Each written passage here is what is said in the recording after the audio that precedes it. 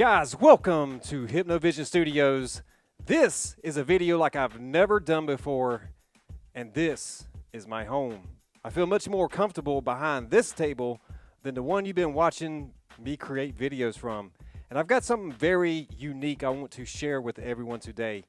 This may appear like a tutorial of some kind for DJs, but in all actuality, I want to show you something much more metaphysical, esoteric, that has very deep meanings to it. And by the way, check out this badass t-shirt from hypnowaves.com. Link will be in the description.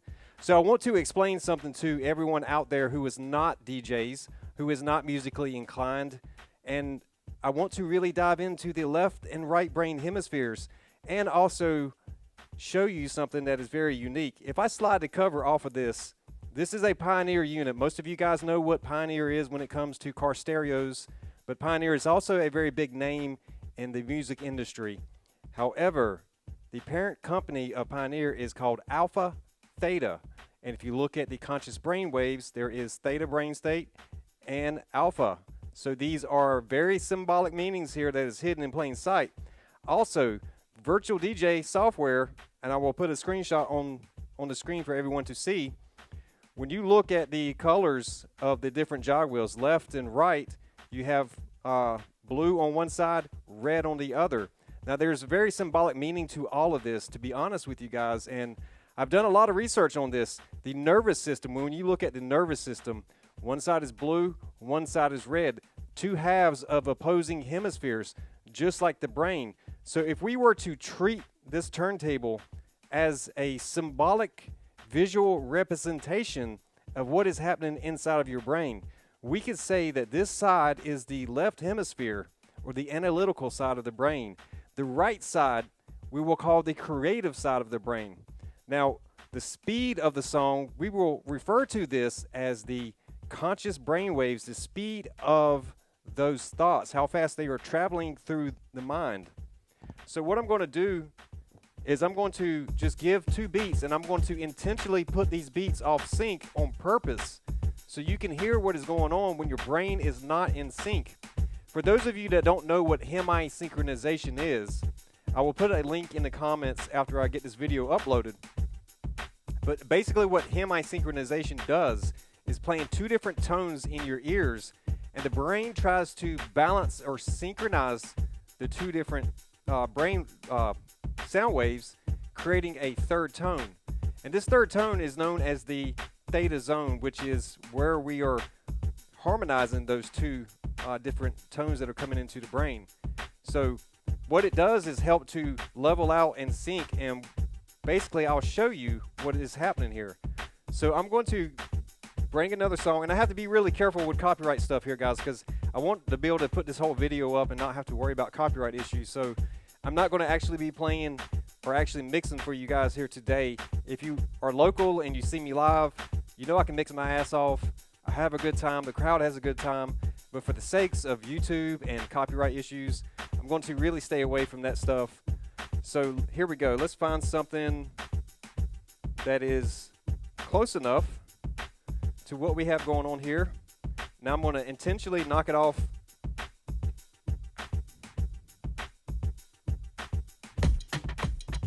So as you can hear, wow.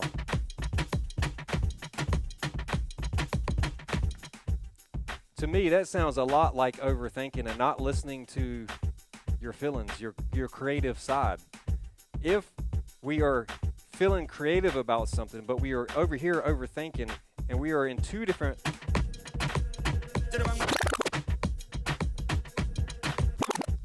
But what happens when we sync this up? Let me get back to the beginning. If we sync this up,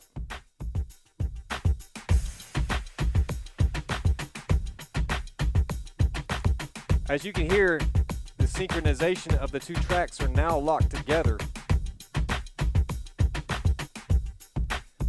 So hemi-synchronization is pretty much inside of the brain doing that when you listen to harmonizing binaural beats, because binaural means two. There there is one in each side that is opposing each other or different frequencies. So when they come together, the brain is trying to balance that out. Much like the crossfader, right? For those of you that are not DJs and don't understand, the left deck has a volume on one side, the right deck has a volume on the other side. We have a crossfader in the center. Now, for advanced DJs, you can adjust how fast that volume catches up to the center when you cross over from one side to the other side. So basically what is happening here is right side, left side, right side, left side, and it's mixed right down the center. Now, the volume or the intensity of those thoughts, I don't want to get a copyright strike, guys. The song was getting ready to kick in. So here we go. We're gonna bring something else in here and see what we can come up with.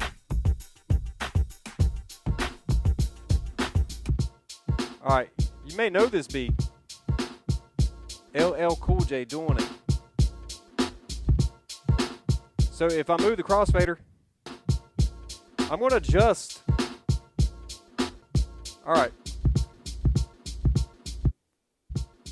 So if my volume is here and my cut is just a little bit open, full volume. If my cut is slowly gain, I have to move all the way to the center before I get to max volume on this side. Again, off beat. If you were sitting in a room full of people talking all at the same time and your brain is trying to listen to each and every conversation, it is hard to really understand clearly, like a clear channel or clairvoyance of exactly each single conversation that is going on. It's very distracting. But if you go through life and you have all these thoughts in your head that are constantly going on and you're having conversations with people, then there's a lot of information that you're not picking up on, you're not able to hear, and therefore you're not able to understand. Where this really benefits the individual person is learning to meditate, learning to sit still, learning to listen to the right side and understand the analytical side of what it is that the creative mind is telling the analytical or logic mind. So logic and emotion. Again, we are looking at a left side and a right side. Left hemisphere, right hemisphere of the brain is coming right through the center of this mixer, right through the crossfader and out to the outgoing feed to the crowd or to the speakers, then out to the crowd. What is also interesting, guys, my channel, a lot of stuff has been self-learned for me and me sharing it with all of you out there. So this is home for me. Learning to be on camera has been a completely different beast because, to be honest, facing myself on the camera has been one of the biggest insecurities of them all. It is easy to go through life and just have your first person view, but the camera is a direct reflection of everything. So when I started to learn how to DJ, I used to play things over and over and over and over and over until I could perfect it. So when it came to the videos, when I would play it back to figure out what I needed to edit, what needs to be cut out, that same level of self-critiquing started to happen. So if you're familiar with Carl Jung, shadow work, those type things, it definitely was on a whole another level for me because of being in front of the camera. But this is truly something that I've done for well over 20 years. I started in 2001. I stepped away from DJing for a while when my kids were really young, and I was going through a lot of things behind the scenes that most people didn't know, but music has always been an anchor for me that has pulled me through a lot of things, and it has been one of those gifts. So for what it's worth, guys, I want to really try to put this in a way that's like layman's terms, right? So you don't have to have this super intelligent understanding of the grand scale of the universe, how things work, how things don't work, but you could kind of understand from this example of the left brain, right brain paradigm and how everything is really coming through the center, right? The pineal gland is seated right in the center of the mind. Not only that, the pituitary gland and everything in between really comes right down the center. just like the star on this shirt, the star, right? If you look at the visual field, the overlay of how the eyesight overlays each other, there is an actual star in that visual field. That is where the blue shift and the red shift is happening, which creates a contrast and depth in our perception of the outside world. It's truly amazing. So if I were to, let's do this. I'm going to flip the screen. As you can see, blue and red, and you can see up there at the top, we have different, let me stop one of these. As you can see, the red is the one that is moving. But since blue is on top, let's switch this over like this.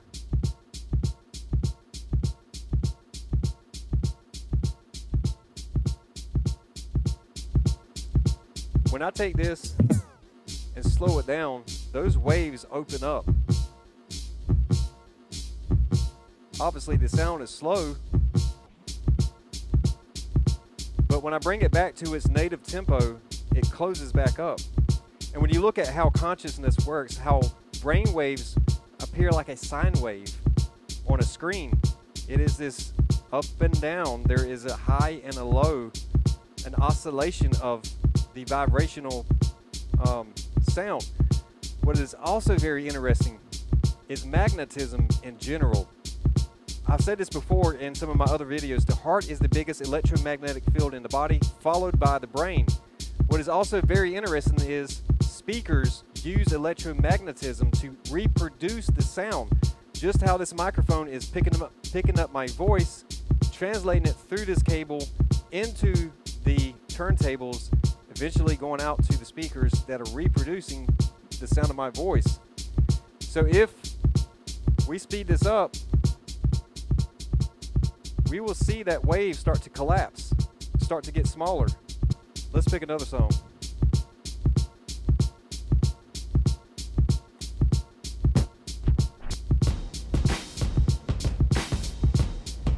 Can you hear it? We're a little bit off.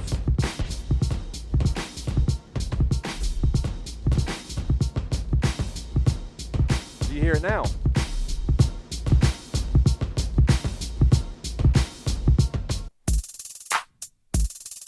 And by the way, this prism here is known as a right angle prism. So if we understand the left and right pendulum swings, also the all-seeing eye is always seen with a triangle, right? So the meditation exercise that I personally like to use, and it also helps enhance memory and being able to recall things, is to take your eyes and do a triangle. So you're looking up to the center right here, down to the right, over to the left, up to the center, over to the right, and you're making a triangle with your eyes. And what this is doing is, just like REM sleep, you're accessing different parts and different areas of the brain.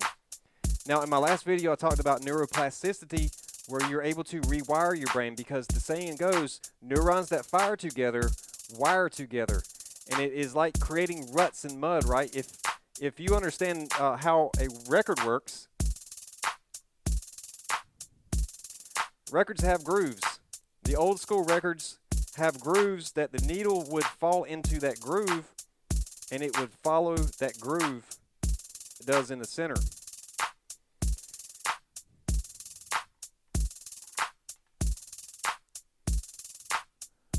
While we don't really have grooves inside of our brain, that gray matter up there is alien to us, because there's so much of our brain that we never really tap into. So when you see these things online about the gray aliens, think gray matter, because it is a large part of the human body and the human makeup. Let's get something else up here playing. So guys, drop some comments. Let me know what you think, because this is something that it came to me in meditation, and it's hard for me to unsee things that I see, and I am definitely one of those who thinks abstract. I think in different ways, and I don't always think how other people think. I see things that other people don't see, and I used to think it was a bad thing. I used to think that something was wrong with me because I would say things and people would just look at me like I'm crazy. Like I've lost my mind. Like I have no idea what I'm talking about. Oh, you're just crazy. That's not true. That's a conspiracy theory, or that's just BS. So sometimes people who think abstract are really creative and they can really see things that other people can't see. But sometimes they get labeled as, or mislabeled as, someone who is a little bit cuckoo. They don't fit the mold. They're not like everyone else. But guess what? If you're like everyone else and you do things like everyone else, are you different? Do you stand out? So this, on a psychological level, helped me to face that inner fear of being seen. And it's not so much about being seen as a DJ, because I have no problem being in front of a large crowd.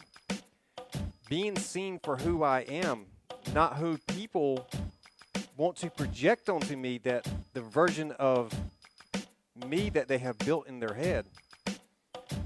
So being in front of the camera helped me to overcome that, because there's been a lot of things that I've said on my channel that I personally believe. It may not be something that someone else's belief, but it doesn't mean that it's not there or it's not real. Just because you can't see something doesn't mean it's not real. And we understand this when we look at the visible light range. There's only a small slither of visible light to the human eye that we can interpret. Everything else outside of that, and there's a wide range of light that we can't see. It doesn't mean that things don't exist because we can't see it. Sometimes we can feel it, sometimes we can sense it, but we can't see it. So sometimes things are absolutely there. Let me show you what I mean. I just turned the high pass filter on. I just filtered out the lower end of this song. All the bass, the mids have been filtered out. They still exist, but now you can't hear it. Let me cut it up a little bit higher. Does it not exist, or is it just being filtered? Let me go the other way. Now we're cutting the highs out. Now, does the highs still exist, or have they gone away? Or is it just simply still there, you're just not able to hear it? Very interesting, guys. So, yes, this is probably one of the most unique videos out there. It's not a DJ tutorial, but you know, some DJs might actually benefit from listening to this and really thinking, because a lot of DJs are really creative and always looking to set themselves apart from other DJs, but also at the same time, in the world of DJs that I know of, there is a lot of competitive. Sometimes it's friendly competition. Other times it's like really ego-driven, where someone has to prove that they're better than someone else. And there's nothing wrong with friendly competition, but when it becomes to a point where it's not so friendly and it's more on the competitive side of trying to appear a certain way, that's not really like what I'm about. So I really want to share this with you all, guys. So one of the biggest cliches in the world of DJing is the old school guys who still spin on records, right? Everything was done by ear. You had to really hone in when these two tracks were playing. So you'll see a lot of DJs with a headphone on, or either just on one side. What they're doing is this, for example, is playing out to the crowd. The next song that they're bringing in, they're listening to it in the headphones.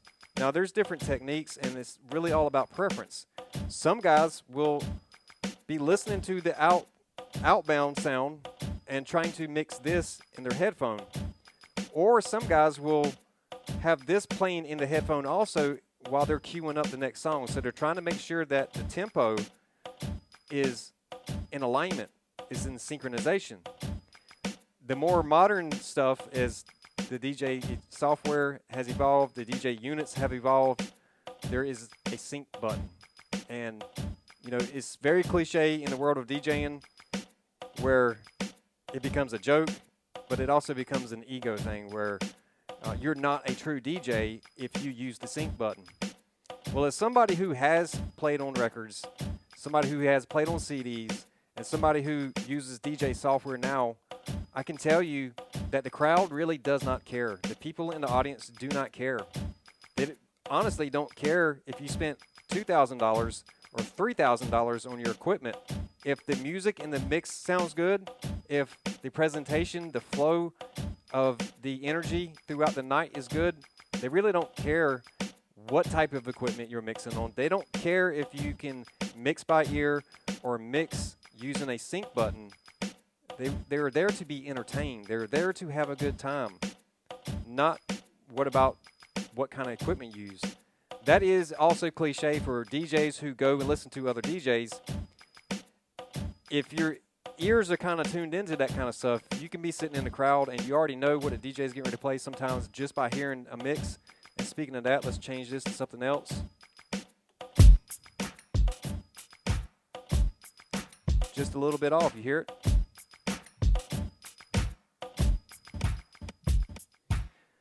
So that is a thing in the world of DJing. But light and sound are really one and the same. Fast moving light slows down into matter. So for what it's worth to everyone out there watching this, I hope you find this to be an interesting, thought-provoking thing, because absolutely you have blue, you have red, you have left, and you have right. Your nervous system has blue and red, which is why this cadeus is in blue and red. It is symbolic to the different halves of the nervous system and how our DNA is twisted together. So there's a lot of what's the word I could put this into? Similarities is probably the best thing I can say. But again, synchronization of the left hemisphere and the right hemisphere. But you only can find that once you start to slow down. Once you start to allow everything to settle, and perhaps you start to use binaural beats. You don't have to, but it is definitely something that has helped me change my life, helped me to unlock different aspects within my own brain, and helped me to rewire those old neuro pathways. Very interesting stuff, guys. I hope everyone has enjoyed this interesting, thought-provoking video, and I will see you all very soon. And I'm going to smile for the camera so I can use it for my thumbnail. See you guys very soon.